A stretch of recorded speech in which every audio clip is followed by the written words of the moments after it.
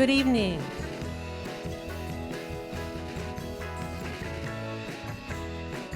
Good evening and welcome to tonight's dual language, nonpartisan forum for candidates running for Lompoc City Council and Mayor.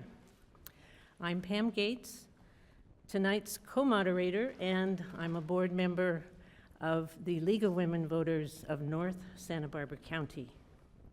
The League is a nonpartisan organization which encourages the informed and active participation of citizens in government through voter registration and education. The League is pleased to be collaborating with our host, the Lompoc Vandenberg branch of the American Association of University Women, or AAUW. It is also a nonpartisan organization, open to all genders, and committed to a mission of equity for all. I am joined tonight by our co-moderator, Jenna Bell-Rose, a member of Future for Lompoc Youth and an Allen Hancock College student. For the last 60 years since the chartering of the branch, AAUW has hosted nonpartisan forums as a service to our community. Tonight, the forum is offered with dual language, live interpretation, both in person and on Zoom webinar, so that all can participate in their preferred language. Our live and Zoom audiences tonight have a wide representation of new and diverse voters who are excited to hear from our candidates. Here is tonight's agenda. First, we will go over welcome and land acknowledgement, forum protocol and structure, district maps and the candidates, voting, and then a thank you. No unauthorized video recording or photography is permitted. Please silence cell phones and hold applause until the conclusion of the forum. Before we begin tonight, we acknowledge that Lompoc Vandenberg rests on the ancestral land of the Chumash people. AAUW honors the Chumash elders, past, present, and future. We come together tonight following the Chumash tradition to learn and grow as a community. As we begin our forum, we will do our best to speak slowly and clearly to enable accurate interpretation, and will give candidates a signal if you are speaking too quickly. Let's review the forum protocol and Let's review the forum protocol and structure. All candidates received invitations with forum rules. All participating candidates agreed to forum rules. Priority issues and questions came from the community. Candidates received a potential list of issues which might be discussed at this forum. Candidates did not receive the questions in advance. And again, a reminder, no unauthorized video recording or photography is permitted. Please silence cell phones and hold applause until the conclusion of the forum.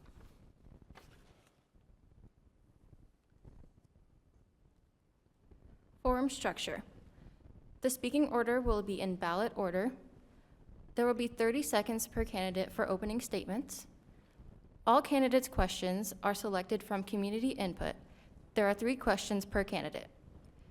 Question response will be up to 1 minute, and mayoral candidates will have 3 additional questions. And there will be 30 seconds per candidate for closing statements. Now let's meet the candidates.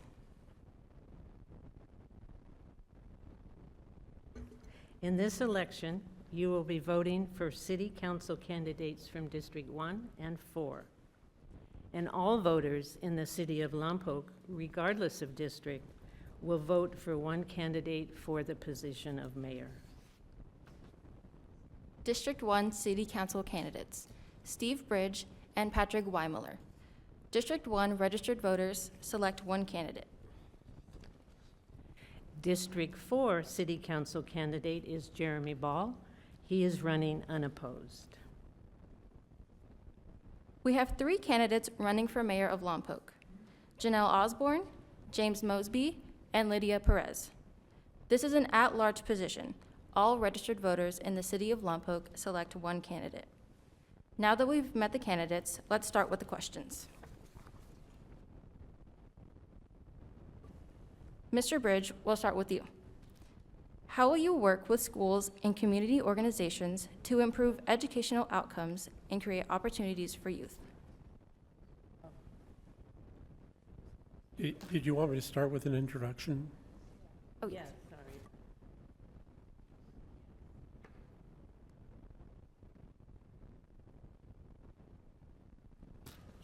All right, I'll break the ice. And thank you, everybody, for being here, and thank you, AUW and Future for Lompoc. My name's Steve Bridge, as you just heard, and I am running for District 1. I've lived in Lompoc for over 40 years. I'm married to my lovely wife, Gloria. We have 5 kids and 15 or 16 grandkids, many of which live right here in Lompoc. I was born in England, immigrated, and grew up in Grand Rapids, Michigan. And I'm already out of time. So I want to bring common sense, compassion to the governance of the city. And I want to enhance public safety, stabilize utilities, and improve our parks. Thank you. Mr. Weimiller? Thank you for sponsoring this event this evening. I'm Patrick Weimiller. I'm a retired city manager. My career included 4 years as city manager of Lompoc, and I've got a good understanding and operation of the city. Been married to Cindy for 48 years. We have 2 children and 6 grandchildren. We're not trying to catch up to Steve on that point. And would appreciate your vote in the upcoming election. Thank you. Mr. Ball? Hi, everyone. First off, thank you to the AUW and Future for Lompoc Youth for hosting this event. I've been your city council person here for the last 4 years. I'm excited to run again. I'm a husband to lovely wife, Michelle. I'm a father to a 2.5-year-old, almost 2.5-year-old son named Theo. I have a small business. I'm a photographer. I am a part-time teacher at Allen Hancock. I juggle lots of things, and I look forward to representing you in the future as we see Lompoc grow. Ms. Osborne? Thank you to the League, to AUW, and to Future for organizing this. I know it's not easy, so thank you. I want to say thank you to my community.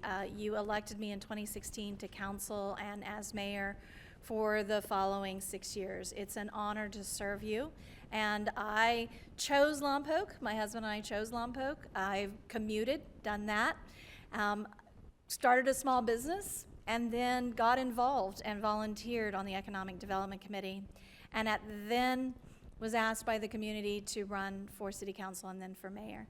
We have come a long way, and I want to continue that growth. Thank you.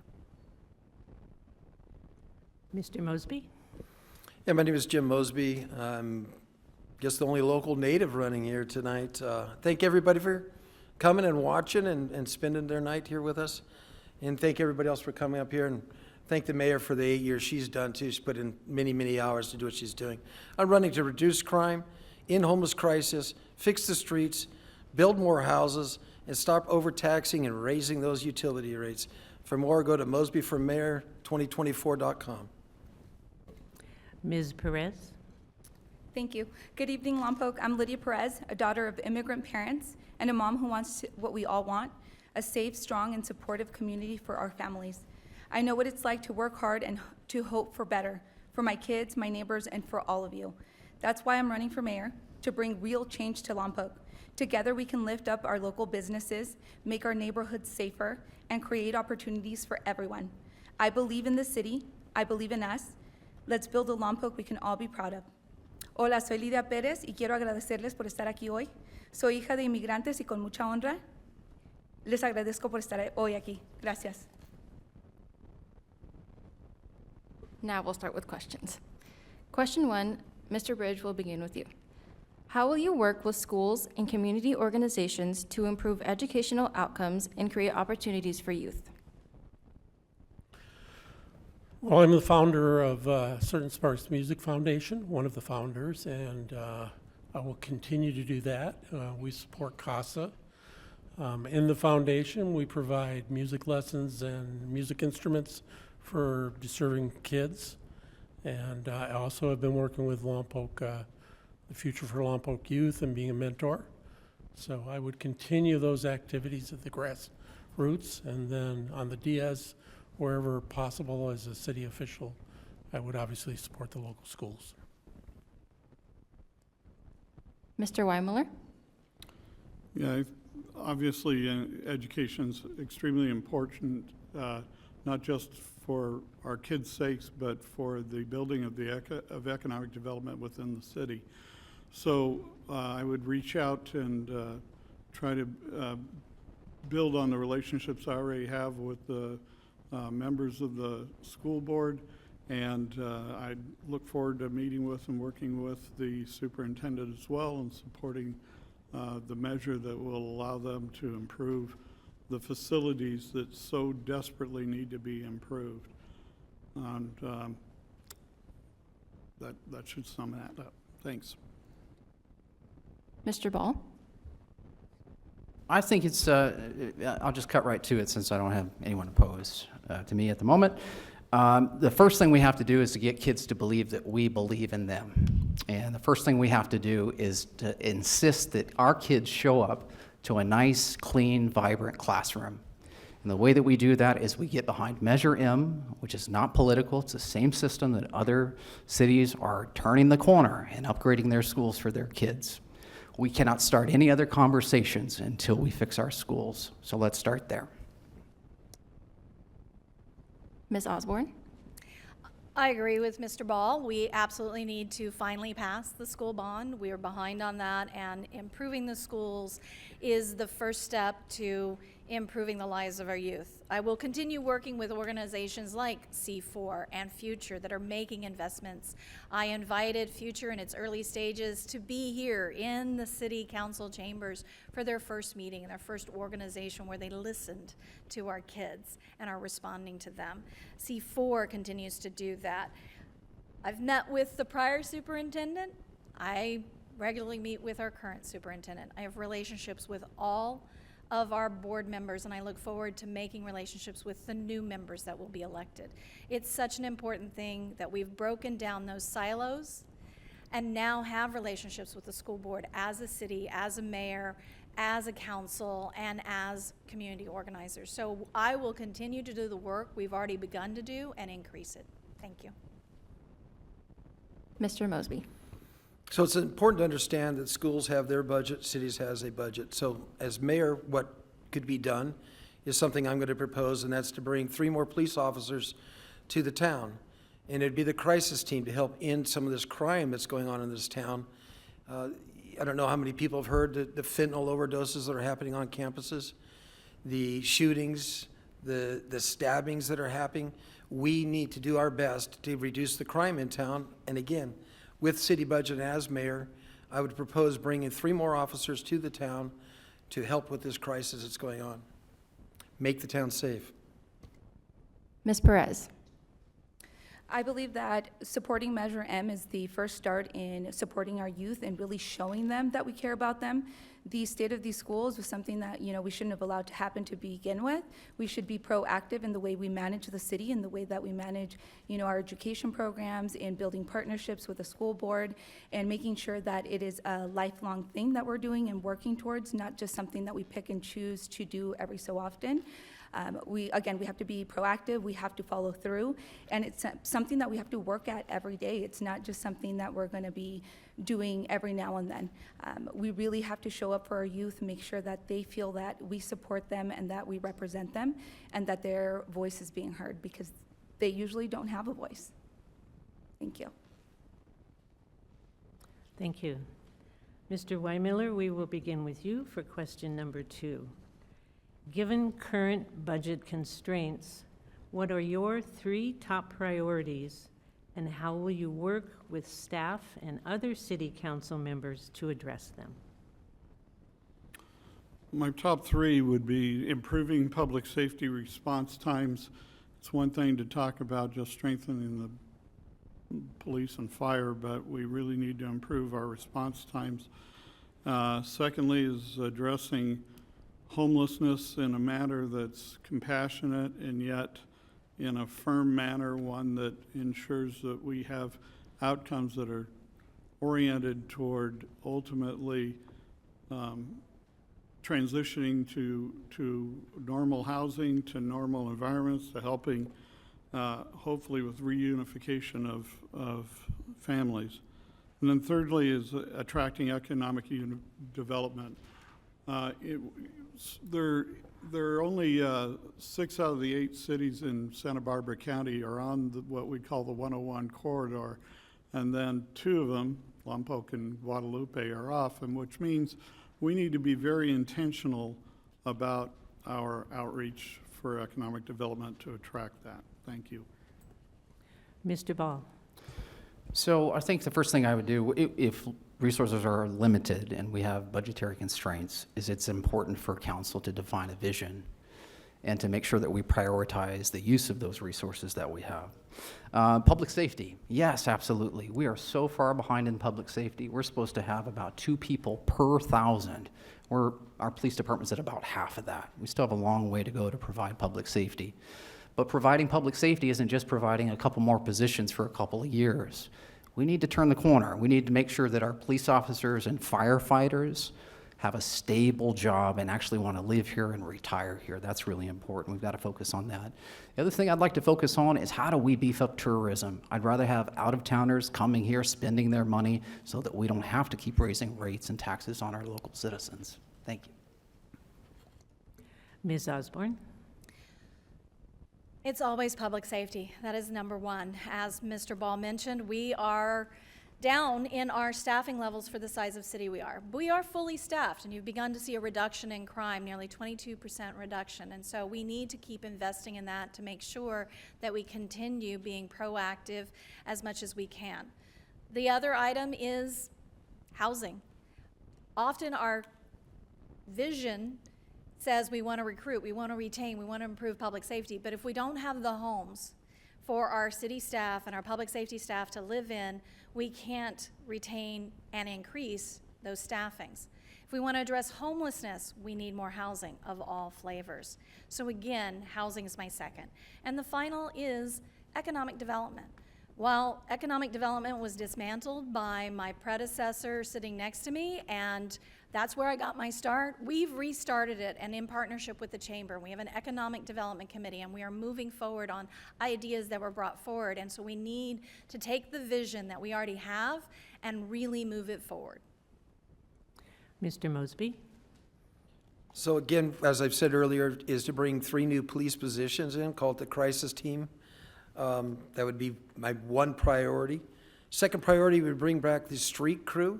Many people don't realize that about 15 to 20 years ago, one of the street crews evaporated. We know what's going on in the streets.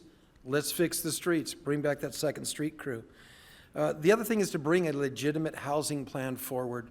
The current housing plan, as designed, has taking out the Elks Lodge parking lot and building housing, taking churches away, taking several businesses away, a couple car washes. It's not a legitimate housing plan. We need to revamp that one and do it right. Ms. Perez. The 3 main objectives that I would have would be first responder support, economic development, and homelessness, affordable housing. It's embarrassing to me how much I've seen and how little support the fire department has. The fact that they're buying second-hand life-saving equipment from other fire departments is just appalling. We should be hiring a grant writer that is searching for all of that money, all those opportunities that we have, and taking advantage of those things.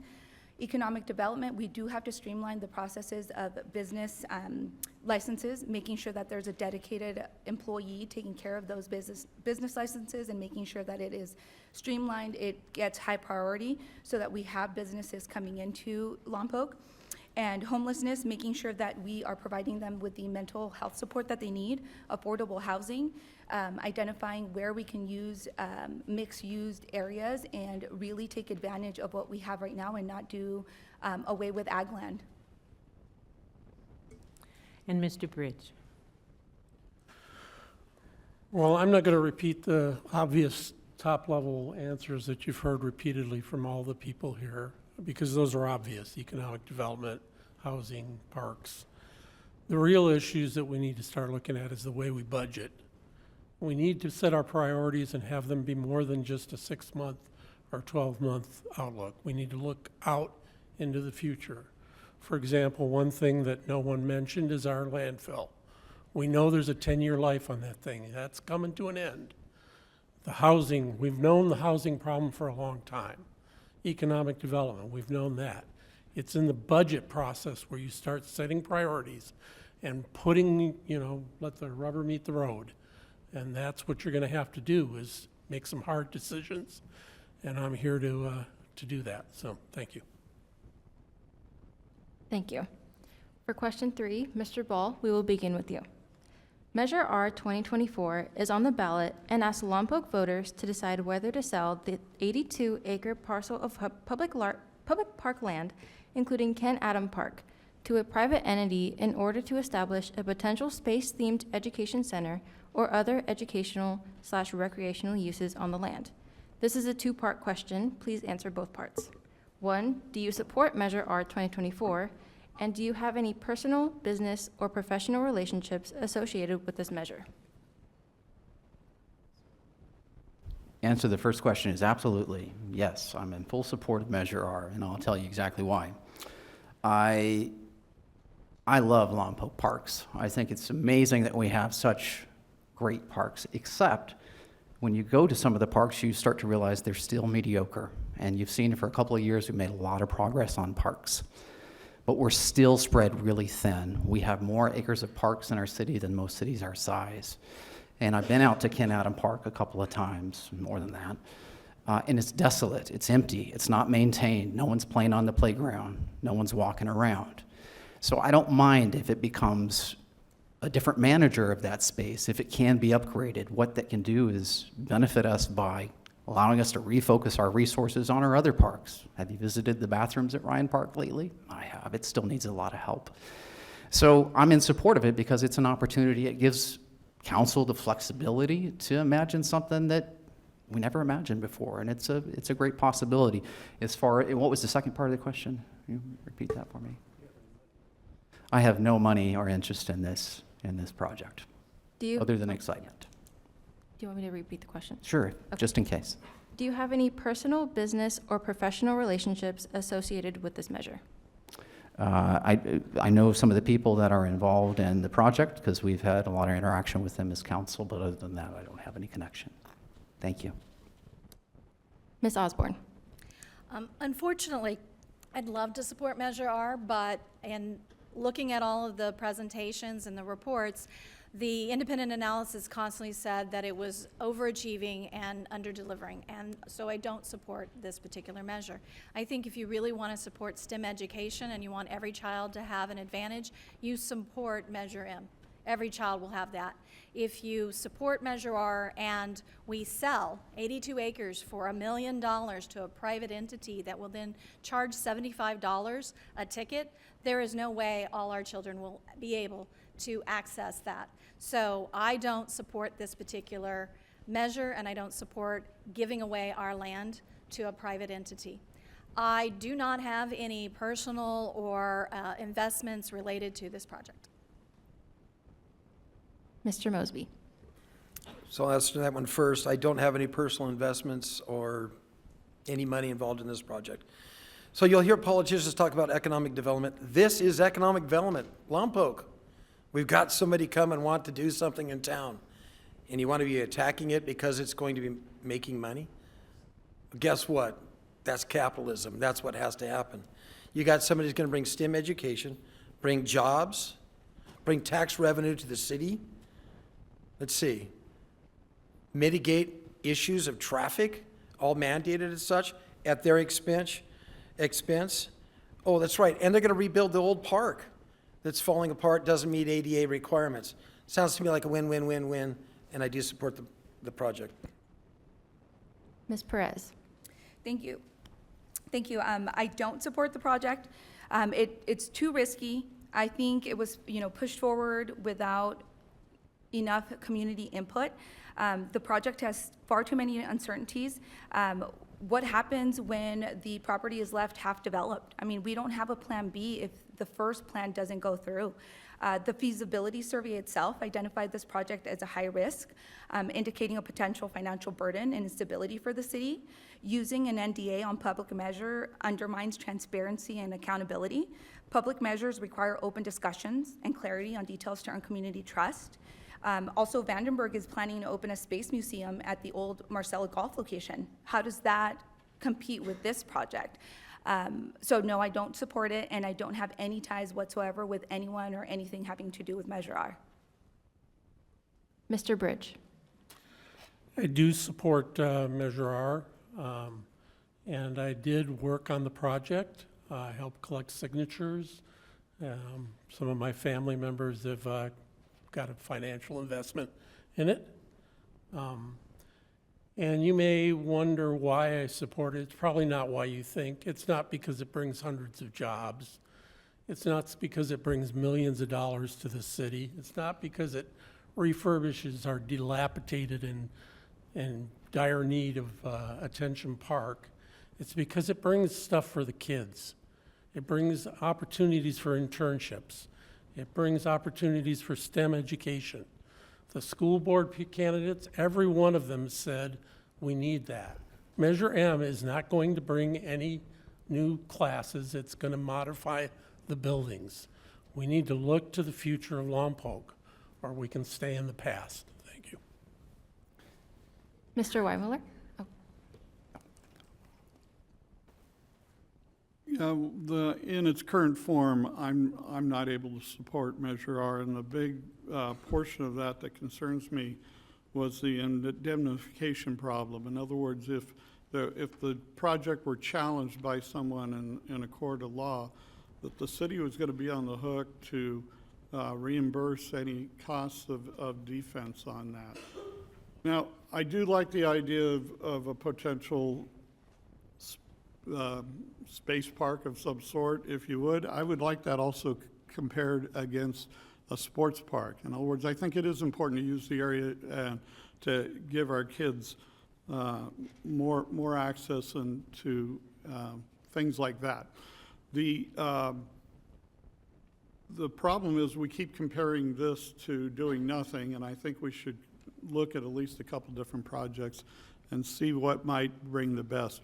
One exploits one thing. The space launches obviously are a wonderful thing for the city. So is this ideal weather, and having a sports park for the kids would exploit that. Thank you. Is there an opportunity to rebut on any of this? I know you don't want us to, but. No, only to the candidate for the same office, if necessary, and only if the first candidate has mentioned you by name and has also said something specific to your platform. Okay. So I would like to rebut. I believe that the city negotiated in good faith on the Measure R, and indemnification was covered. Pale Blue Dot has guaranteed that they will cover any legal. The project plan has to be approved by the Planning Commission. Sports parks have been looked at several times. The city's had 20-plus years to do something with that park. A sport park is a wet dream up there. It's not going to happen. We will now have 3 questions for the mayoral candidates only. Starting with Ms. Osborne. How do you view the mayor's role, and what are your priorities? So it's a balance between the designated role we all see. The mayor chairs your city council meetings. You manage the agenda, you manage the room, you manage the discussion, you help move the discussion forward, and you help deliver decisions by the council as a whole. The other side of the job is the role of being present in the community, attending as many events as you possibly can, whether it's a ribbon cutting or it's a C4 event or a future event or a school board event. It's serving on multiple outside organizations like SBCAG and NCPA and serving roles there and traveling and going to DC and to Sacramento and advocating on behalf of your community.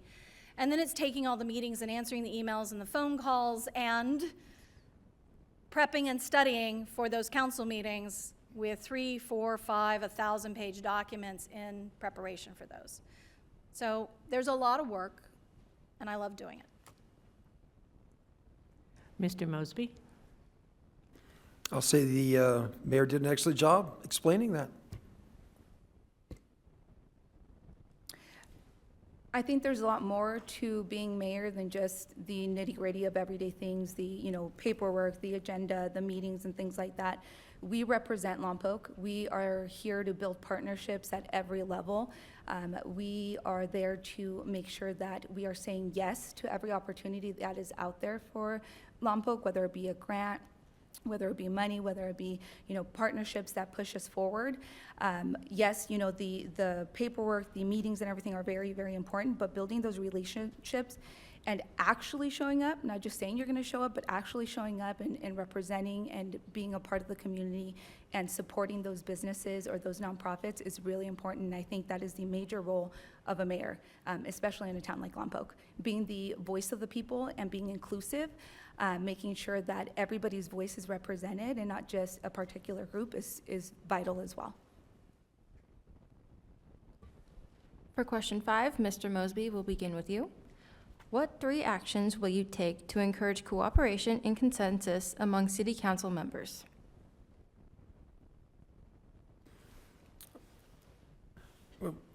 So you have to be careful with the Brown Act. You can't be going out and meeting with the people beforehand. So it is a little complicated on that aspect. But making sure that everybody's heard and respected at the council meetings, very important. It's, again, if you're going to try to get around where you're meeting with that, you end up violating. So you can't really go and have meetings. You cannot have these. You can have it with one other person on an agendized item. But most definitely being respectful at the council meetings and making sure everybody's called properly and treated properly. Ms. Perez? Thank you. I think Mr. Mosby did a really good job explaining that. I also think that making sure that we find common ground in the problems that we're trying to solve and making sure that we all know that we're solving problems and we're not, there serving our own agenda. We're here for the people of Lompoc, and that is our first and foremost job, is making sure that we're making the right decisions for the community and not serving our own interests. Thank you. Ms. Osborne? So when I was elected in 2016, as a council member, I entered a very contentious and disrespectful, arguing council. When I was elected mayor, I still had that council and had another appointed member to it, and things calmed only by that one person. We then had a change in 2020 on council with 2 new faces and my leadership, and we began to have more respectful conversations. We began to listen to each other. We began to have a floating 4-1, a floating 3-2, and lots of 5-0s. The job as mayor is exactly that, is to make sure that each council member as well as yourself is being heard, that the community members that are participating are being heard, that staff making the presentations as experts are being respected and heard, and then working towards consensus. Part of being heard is to not only just be heard, but then say, I hear what you're saying, let's bring your idea in, let's incorporate this, and work forward as best for all. So I'll continue doing what I'm currently doing. Ms. Perez, we will begin with you for the final question to the mayors. What skills and experiences do you have that you believe would be most beneficial to you as mayor? Absolutely. So I have over 18 years of experience in property management. I do lease negotiations. I brand a team of over 200. I am available and ready to lead. I create relationships. I am out there, making sure that we are taking advantage of any programs that are out there for the businesses that I work for. I'm always ready and willing to learn. I'm always looking for mentors, if I don't know something, which is, normal. I always look to the experts and mentors in the community to see what we should be doing.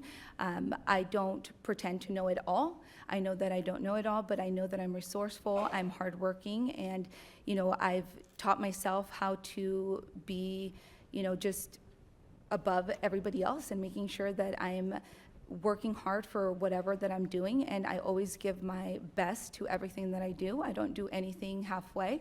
If I'm going to commit to something, I commit to it wholeheartedly. Thank you. Ms. Osborne? So leading a community as complex as Lompoc really takes a lot of experience and a deep understanding of the community. In my time before I got elected, I was a commuter. I understand the commuting population. I've been a small business owner, so I understand the business community. I'm a transplant who's moved here from another state, so I understand many of our military and out-of-state community members that we see choose to stay in Lompoc. While on council, I have not only served as mayor, but I serve as chair for SB-CAG. I am currently the incoming chair for our electrical power. I have served on several different committees that are focused on community development, on complete streets. I have participated at national level events. I've built relationships with our state and federal representation that Lompoc did not have when I got elected. And we have seen that come back to us in federal appropriations and state fundings and additional grants.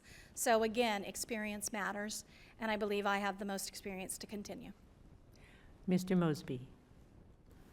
So I did 6 years on the city council. I know the inner workings, what goes beyond and behind the doors over there.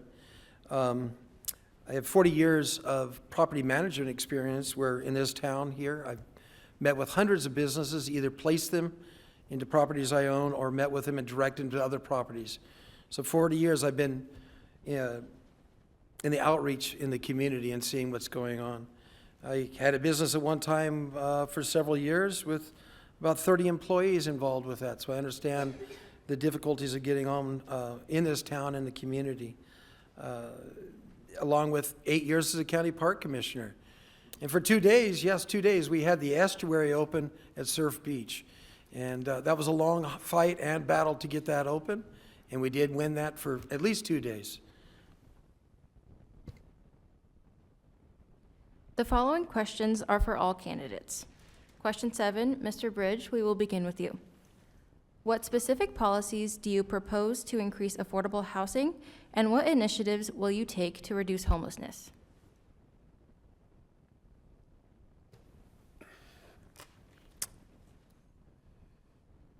Well, to reduce homelessness, I'm working on a subcommittee right now, a grassroots committee, to create a transition center so that when we push people out of the riverbed, they have a place to go and help them get jobs and, of course, being productive members of society. As far as affordable housing, I have long been a proponent for developers to use the affordable housing clause that's in our code. This existing city council has repeatedly allowed developers to take cash and pay out. That creates pockets of poverty and elite gated communities. So I would probably immediately try to get that policy reversed and not use what's called in lieu of payments, which would allow mixed communities. It would bring in 20% affordable housing. Mr. Weimiller?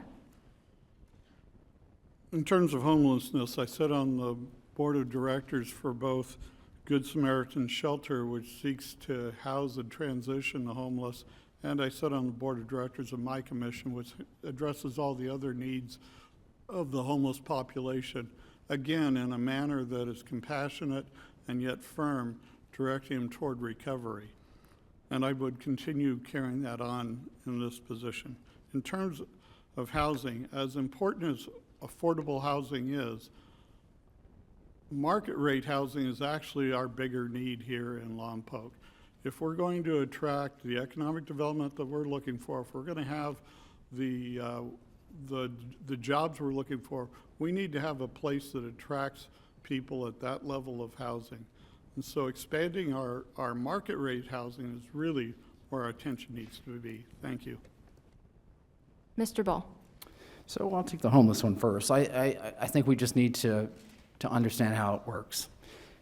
We alone as a city cannot solve homelessness. We just can't. The resources for doing the job comes from the state and it funnels through the county. If we are a silo, if we're on an island to ourselves and we're not communicating, we're not partnering, we're not collaborating, we're not maybe compromising a tiny bit on some things to get stuff done, then we're missing the boat. So we have to collaborate with the county a lot more and stick to a plan and then analyze it and see if we're actually making some good results for our community. I think that's important. For affordable housing, I'll be honest, I'm a renter. I rent here. We need to understand that the majority of people in Lompoc cannot buy a $600,000 house. We need to embrace the fact that upward mobility is important. We need to look at affordable options for home ownership in the middle and lower income bracket. Why? It creates generational wealth. It's a game changer. It builds pride in our community. We really need to focus on that. Ms. Osborne.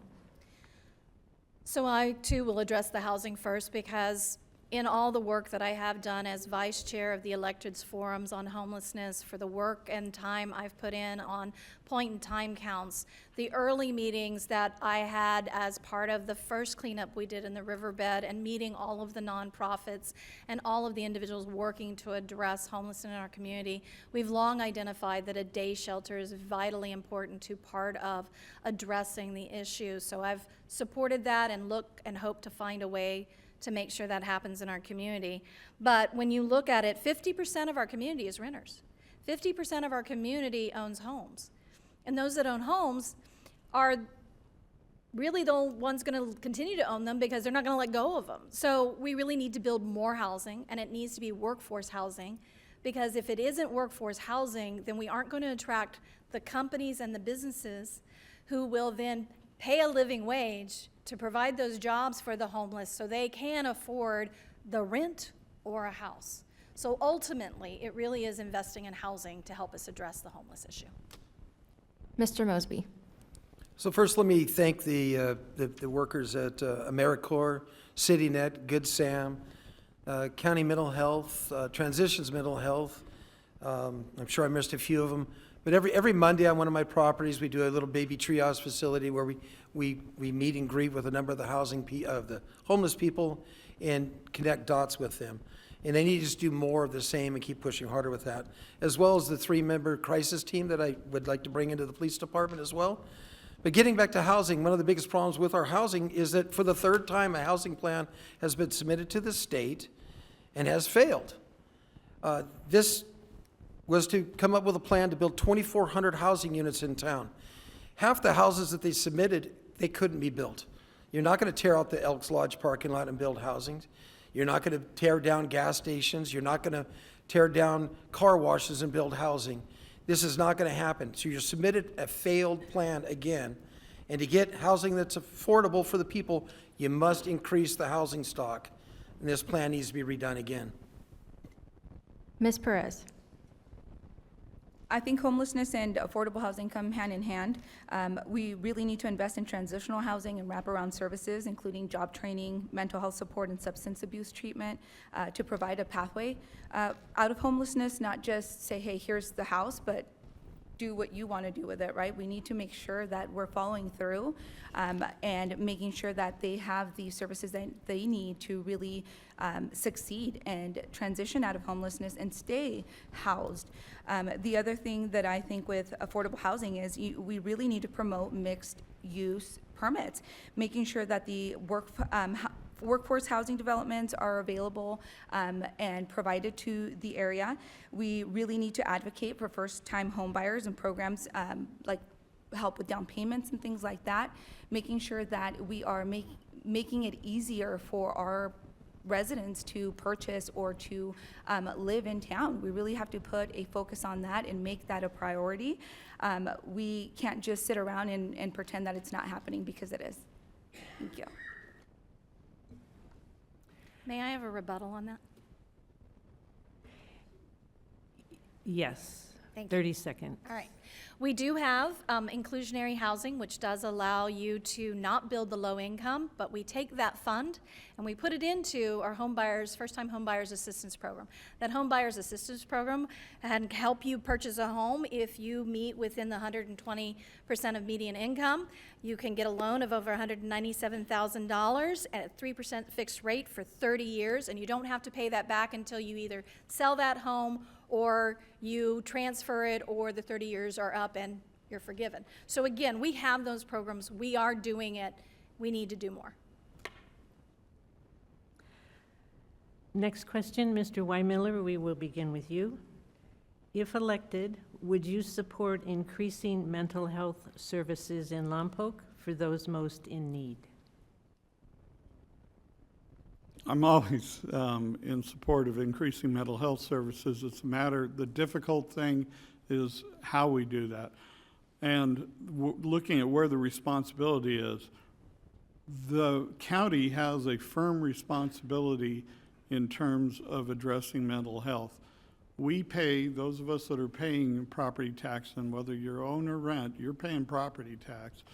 A majority of that's going to the county, and a good portion of that is for them to invest in and help address the mental health issues that are in the community. I think we need to hold their feet to the fire as best we can. We're not in a real good position to be able to do that, but that's all the more reason why we need to be intentional about demanding that our tax dollars go to the purpose that it's meant to go to. Thank you. Mr. Ball. So I don't know if this will be the right answer. I'll take a stab at this. I think part of the issue here is Lompoc needs to admit that we have a problem.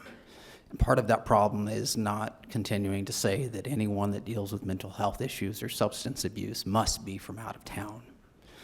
We need to know that we've got a lot of issues here. A lot of families are dealing with these issues right here. So again, I believe fully that we have to go where the resources are. And we've had a habit in the past of blaming the county for not doing enough. And they're strapped on some resources too. We definitely need to partner, we need to beg, we need to plead, but they have the resources. And we have to create an environment here in our city where we roll up our sleeves and want to be seen as partners and not just write about something standing on a hill by ourselves. Ms. Osborne.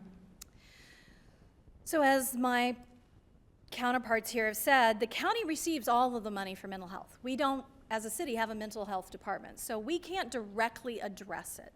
The county gets over $50 million for mental health, public health, housing, support, treatment.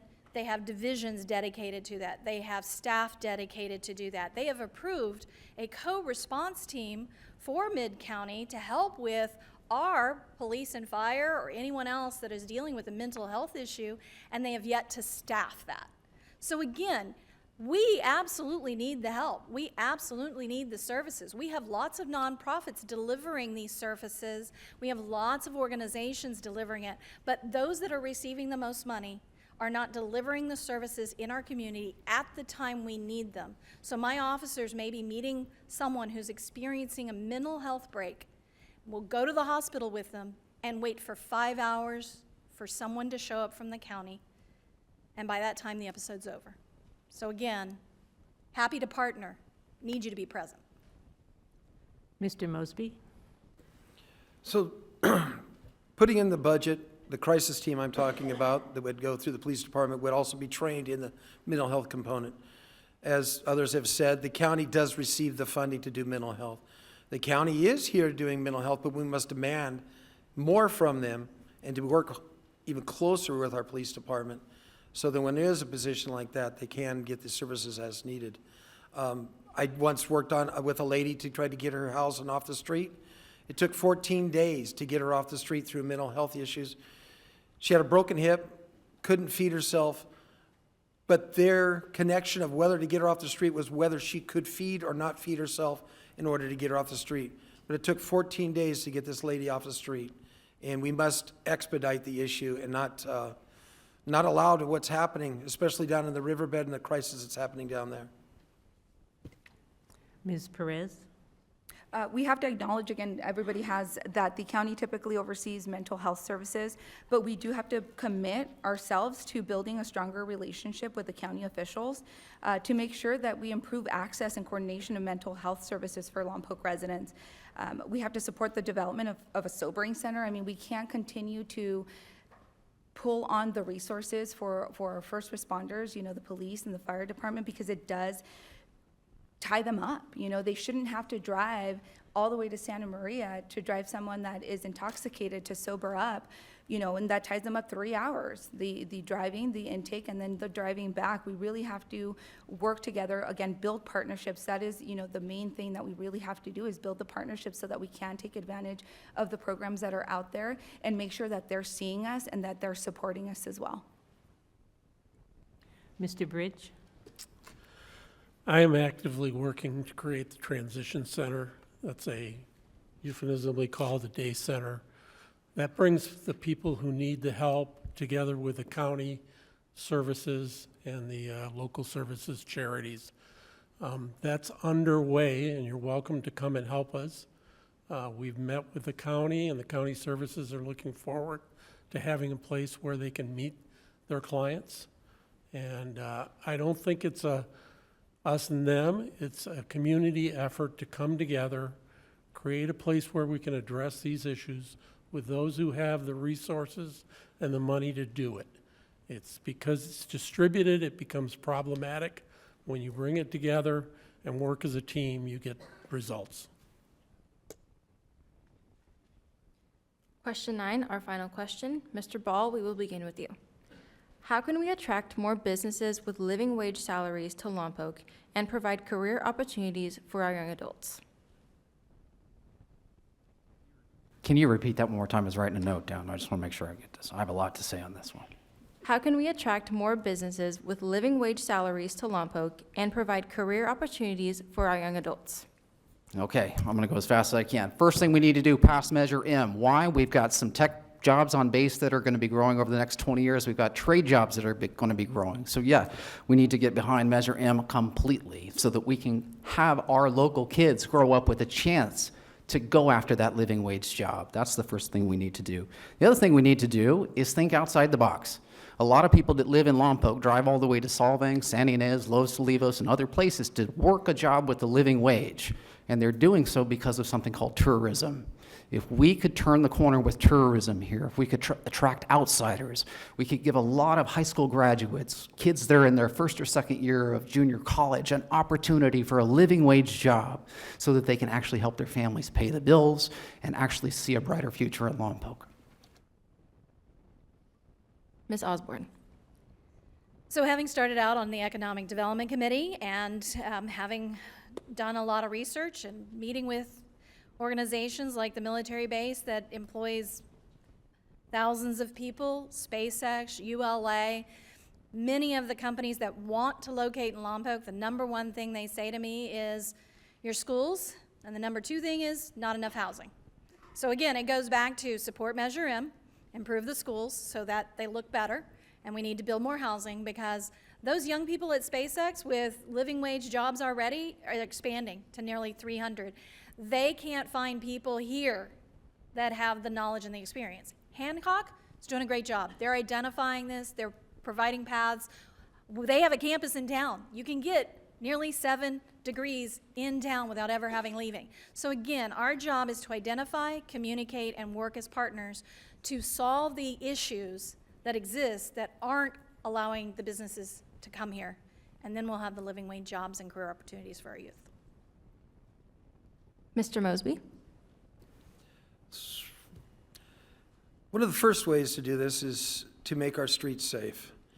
I've met with several businesses recently. When they come to town, they see what's going on with the open-air drug use, the open-air alcohol use, the public urination, public defecation that happens on our streets. and they turn around and walk away and say, why your town? We need to clean up that mess. And again, I said it with a crisis team that we can address this and get to that. Another way is Measure R. We're going to bring 350 jobs to the town, which brings that tourism town, which brings more and more and more. Another thing is what the council did is they rezoned the last big chunk of land that was zoned business park. They would build for jobs in this town. Well, that's out the window. So without land to build new buildings, you're in trouble. And Lompoc has a long way to go. We need to revisit some of these measures that just happened recently on rezoning lands that were for jobs and rezoning it to housing. The one across from Home Depot got rezoned as well. That was PCD zone. Now it's going to be zoned for high-density residential. So you just lost the jobs there. Ms. Perez. Again, I think we have to streamline permitting and fast-track approvals for projects that support local workforce development, mental health services, and other community benefit initiatives. We have to support the workforce development, make sure that our youth is taking advantage of the 300 jobs at Vandenberg. Not everybody's education is a 4-year education. Those vocational jobs are really important. They're 6-figure jobs. We really have to make sure that the opportunities are out there for our youth, and we really have to support Measure M and build a strong foundation for our youth to prosper. Mr. Bridge. Well, I own a few businesses and employ a few people, and I've dealt with the city a lot. We need to streamline the business permit process. It's onerous and difficult. That would be one of the priorities. We need to leverage who we are. I was also on the Economic Development Committee and watched people try to change us into something we aren't. We're a suburban community next to a base that's now launching 100 rockets a year. We're in the middle of a tourist corridor. Solvang gets 1 million+ visitors a year. We need to leverage that condition, not try to be something we aren't. So streamline our processes and take advantage of what we are, because that's an opportunity. Thank you. Mr. Weimiller. Yes, it is a matter of being very intentional about attracting people to this location, because otherwise they're going by on 101. We need to give them a reason to come down Highway 1. And maybe the answer is what Measure R offers. As I said before, I've got some discomfort with some of the actual wording in there. Read it for yourself. And the better we can do with our educational system and transitioning them to a lifetime of learning, that's strengthening not just our school system, but definitely our libraries and propping them up so that we've got this lifetime of learning available to us. And ultimately, we invest in that, and that's got a return on investment in the future that we'll look forward to. Thank you. Thank you all. Each candidate will now have 30 seconds for a closing statement. And Mr. Bridge, we will begin with you. I want to thank you all for the opportunity to share my vision of Lompoc.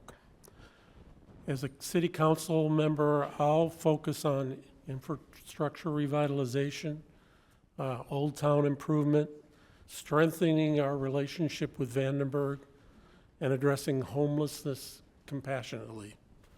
I'll work tirelessly for economic development because we need that.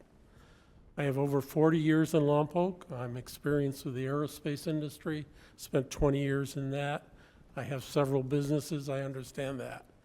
I bring a unique challenge or perspective to our businesses. So I want to create a thriving Lompoc, have common sense. Thank you, Mr. Bridge. Your time And is let's up. build a brighter future. Thank you.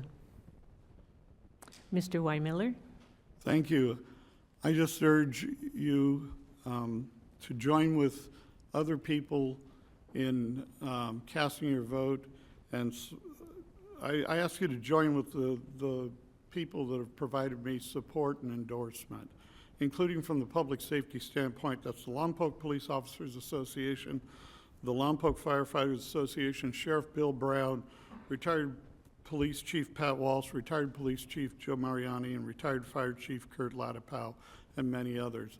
This is because I've worked with them and got a proven track record of being able to help make a safer community. Thank you. Mr. Thank Ball? you. It's been a pleasure serving you all in District 4 as a city council person. I've learned a lot. I think we've made a lot of progress, but we still have a tremendous amount of work to do. I just want to go back to something that I've kept is something that's important to me, and that's going to be my commitment to you moving forward. It's that no matter whether we agree on 100%, that's not the point. There's a lot of controversies, there's a lot of things, there's a lot of moving pieces, but if we can find 80% of things that we disagree with, we should still keep talking. My goal is to always find that 20% where we can be neighbors and figure out solutions that work for all of us. Thank you. Ms. Osborne? So many of you know me, I don't often read, but given the time limit, I'm going to read my closing speech.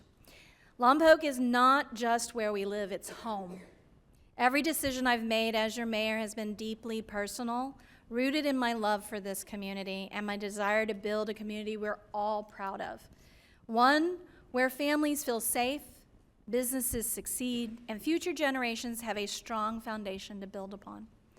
A vote for me is a vote for a safer, stronger Lompoc. We've accomplished a lot together, but there's still work to be done. I'm ready to keep fighting for our city's future, and I ask for your vote to continue the work. Thank you. Mr. Mosby?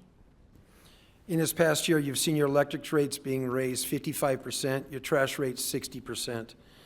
A vote for me is to stop overtaxing your utilities and get these utility rates under control.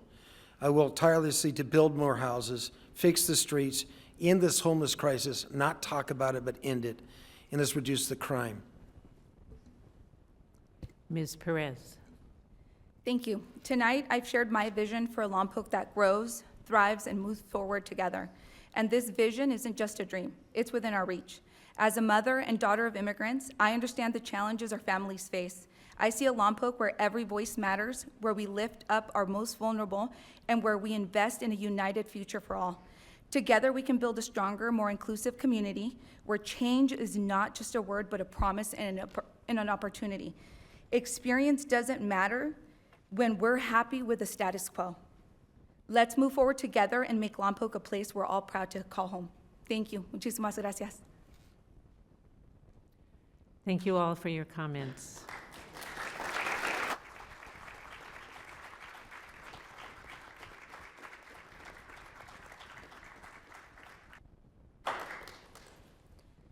Now that we've heard from the candidates, let's review how to vote. First, register. You can register by visiting vote411.org or online by Monday, October 21st at registertovote.ca.gov. Next, how to vote. All registered voters will receive a ballot in the mail on Monday, 10/7, and voters can sign up for Track My Ballot at http://where'smyballot.sos.ca.gov. And you have two voting options. You can either vote at home or vote in person. Here's how to vote at home. First, complete your ballot, sign and date the envelope, which is already stamped, and return your ballot either by mail, early or before November 5th at any U.S. Post Office, or by drop box at a Santa Barbara County election secure box before November 5th.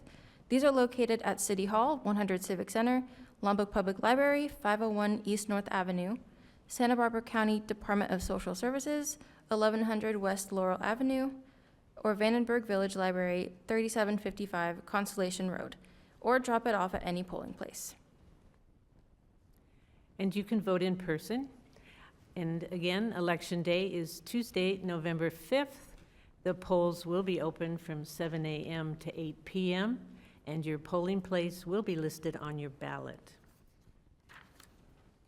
Many thanks to the Fund for Santa Barbara, our collaborators, the League of Women Voters, Northern Santa Barbara County, Future for Lompoc Youth, City of Lompoc Venue, co-moderators Pam Gates and myself, candidates Steve Bridge, Patrick Weimler, Jeremy Ball, Janelle Osborne, Jim Mosby, and Lydia Perez, TAP TV and KPEG Radio, Bill Smith and Alex Amiot, timekeepers Wynn Clevenger and Alice Down, the Forum Planning Team, and the Forum Technical Team. Most of all, we thank you for attending tonight's forum, and remember, our voice is our vote. Let's vote.